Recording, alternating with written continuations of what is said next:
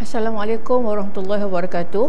Tajuk pembelajaran kita pada hari ini ialah prinsip keabadian tenaga, iaitu kita akan lihat bagaimana ayunan spring putar beban mematuhi prinsip keabadian tenaga. Ini contohnya spring berbeban. Sistem ayunan bagi spring mematuhi prinsip keabadian tenaga, iaitu dua tenaga akan berubah, iaitu tenaga keupayaan kenyal dan tenaga kinetik.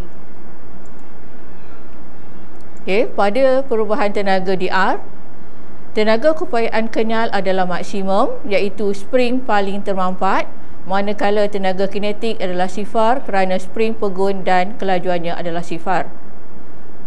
Seterusnya, di kedudukan R, perubahan tenaga dari R ke Q, tenaga keupayaan kenyal berkurang kerana spring kurang termampat, manakala tenaga kinetik bertambah kerana kelajuan spring bertambah. Di kedudukan Q, spring berada dalam keseimbangan.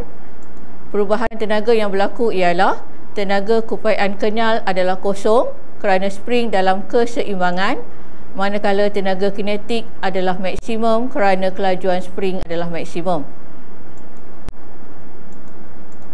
Seterusnya, apabila spring bergerak dari kedudukan Q ke P, tenaga keupayaan kenyal bertambah kerana spring semakin teregang, dan kemudiannya tenaga kinetik berkurang kerana kelajuan spring berkurang.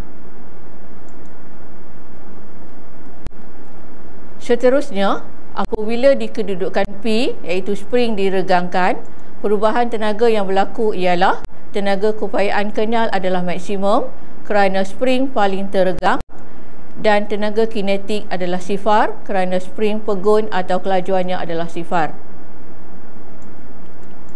Dan apabila spring bergerak dari P ke Q, tenaga keupayaan kenyal berkurang kerana spring kurang teregang, dan tenaga kinetik bertambah kerana kelajuan spring bertambah.